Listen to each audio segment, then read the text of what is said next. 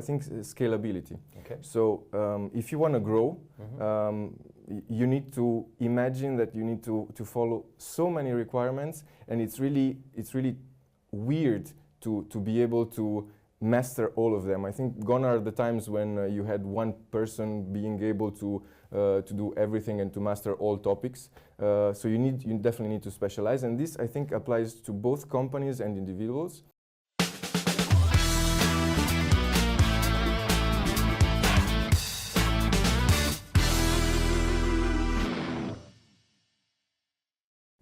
Today, I have the pleasure to welcome in the studio Vlad Paraschivescu, the head of compliance at mebs. Welcome. Thank you. Thank you for having me, Jerome. It's a pleasure. Compliance is a very, very big topic right now in Luxembourg. And the first question I have for you is the one everybody's talking about is what challenges arise today from increasing regulatory requirements? Well, that itself is a topic for, I would say, an entire podcast. And if we have to synthesize this, let's say we can think of three main topics. So one would be the going concern. So the business has to continue, and you need to stay in business. So if you don't comply, you lose your license, and that's it. It's over. And you can get fines. You can get name shaming. Absolutely, reputation. Indeed, it's another important thing. We just saw a news 10 days ago. There was, for the first time, as far as I remember, a fine from TSSF where the company remained anonymous. Yes. I think it was the FATF that prompted us in Luxembourg to say a little bit more. When I say us, of course, including the CSSF, the regulator, to say more the names of the entities. There might be a step back. Yeah, it depends. I think we're still in the proportionality thing, so it's okay. I think for small things it might be a little bit too much, particularly for the reputational part. Okay. So that's definitely one challenge, and it takes years to get back to the level where you were, if you can do it. So Absolutely. That's an important thing. Other things, well, costs. Of course. That's clearly probably the biggest thing. So you have more requirements. This means you need to do more work, and more work means that you need more capital, economists would say. So you have financial capital, so money, investments, or human capital, so people. And you need to factor in the talent shortage. I've heard that a compliance officer, you don't need to disclose your salary, but the salaries have gone very, very high. We hear about 150, 200 for a compliance officer. It's a massive rise in the last 10 years. So it's not just cost for regulation, it's also cost for talent acquisition. And to keep them as well. Absolutely. That's not easy. True. Absolutely. True. You see a third trend, so you've got... Yes, I mean, I talked about business as a going concern, we talked about cost, but there is also, I think, scalability. Okay. So if you want to grow, you need to imagine that you need to follow so many requirements, and it's really weird to be able to master all of them. I think gone are the times when you had one person being able to do everything and to master all topics. So you definitely need to specialize, and this I think applies to both companies and individuals. So that's it. And I know I said three, but let me add a fourth, which is IT systems. IT systems, you need to see them as the bedrock, as the foundation of your company and of your business, actually.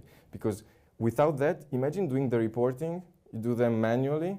You imagine the time. So yeah, that could be tricky. So if I wrap up, I think it's three main trends. It's staying in business, of course, managing fast rising cost. It's about the sustainability and the scalability of the business, and IT would be the mean to these ends. Agreed. Because of course, if you automate, you can screen the law faster, you can automate a lot of tasks, and basically manage your cost, your scalability, and remain in business. Agreed. I like the way you did it. Thank you. So how does the specialization impact a compliance officer's role? Because as you said, a compliance officer cannot be omniscient. That's true. I mean, at the same time, I'm not saying you need to be a one-trick pony, okay? So, you need to still be polyvalent. You need to be able to master still various topics. But you know, this can go only so far. So I know, let's talk about, I don't know, the various important requirements that we have. So, you know, AML KYC, which I know is a topic that is very dear to you. Close to my heart. Yes, close to your heart, that you spoke at length in your posts and articles. But I don't want to trigger you. So there is AML KYC requirements. There is ICT requirements with DORA, for instance. There's ESG. I mean, you soon realize that you cannot do everything, you know, at once, and it cannot be centralized. That's the thing. You need to have really specialists tackling these topics. And the tricky part, though, is to be able to keep them, again, somehow interconnected, and to be able to answer to all of them. Because, you know, sometimes specialists are used as advisors. So it happened to me many times. It's like, can you help out with this? Can you help out with that? Yes. And the thing is, compliance in particular shouldn't be seen as a blocking point. You know, we should be seen ideally as enablers and being able to say how we can do something. Of course, I'm not talking about dealing with a sanctioned individual or with, you know, those are extreme cases, but on a daily basis, it's really about how and how to do certain things. So I think this is a tricky balance to strike. And for you, that's how we add value. And for you to be able to add value, you need to, I would think, specialize vertically. So you need to know your process inside out. You need to know it from A to Z, even though you might do just, you know, step B and C out of it. But you need to be aware of what's happening in the market, what's the business like. And without this business sensitivity, which is, by the way, what's driving everything, I don't think you can go that far. So that's, let's say, that's a tricky balance to strike. Yeah, and I think you put it perfectly well. The keyword is enabler. We often forget that CSSF is not the regulator. The regulator is the Ministry of Finance. The CSSF is the supervisor, and the supervisor should be an enabler, and by extension, so should be the compliance officers. And it's very easy, especially in the banking sector today, to say no by default. So you save time, money, potential trouble. The issue being you impact negatively your company and the society in general as well. The society, the competitivity of your country. So very interesting point.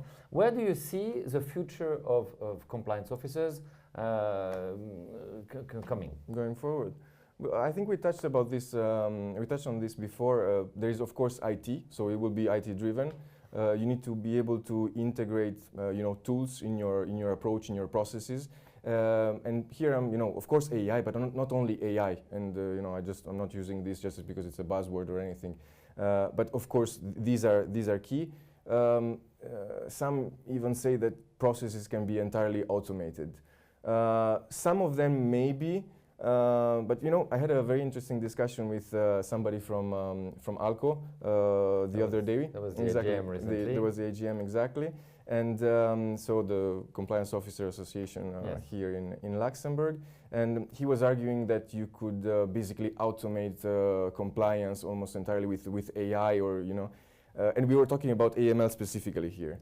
You know, I tend to disagree because I see AI and other tools, you know, just as a tool, as a support, like as a means to an end. But you still need a human factor. You need, you know, AI can help you identify certain patterns more efficiently than we can do as humans. Of course, they can crunch more numbers faster than we are, and so on. But you still need to have some sort of human touch to it, and to be able to synthesize this in a, like, again, in a different way. Otherwise, we'll all become like GPT copies of each other, and that will be a little bit, let's say, unfortunate. Yeah, and for this, I think the keyword would be enhanced, an enhanced compliance officer. I can share with you, we use AI a lot at 360 Cross Media. I would never trust it. I give you one example. We were doing a research this week, and we specifically asked for sources because it was very important. We got a very good source. I think it was a cssf.lu/annual report, pop, pop, pop, pop, pop. And when we clicked on it, there was no link behind. So we did another prompt saying, hey, we said, hey, we ask you for specific sources to be sure this was bulletproof. And the AI answered, you are right, this is ironic. So I'm going to look for a real link. So this is the madness behind AI. Pure hallucination. I would absolutely not trust it, but it does save us a lot of time. It does some really cool tricks. Maybe you've seen, we can now get automatic dubbing. Yes, I saw in the last. I could get your interview in Portuguese tomorrow very, very fast. I could do a few languages myself, but not all of them, for sure. And you don't have time to record this interview 6 times. That's this true. is the That's major trick. But I would surely not trust AI today. So I think an enhanced compliance officer is the way going forward. And also, I don't think, honestly, regulators would be very happy to, would want or be happy to hear that we would be automatically do compliance without any human interaction. I don't think we're there yet. And if you think about this, true, there might be a dystopian future where you have 2 AIs talking to each other, one at the company level and one, the one ordering. Jesus, and they started doing BBLs, like, let's bypass the human thing because it's not, that's crazy. It was indeed, and we know that it is tremendously complicated. We saw very recently a very famous entrepreneur. I can only guess that maybe because he has some Russian origin, his bank account was shut down, which is a pity because this is the very best startup we have in Luxembourg.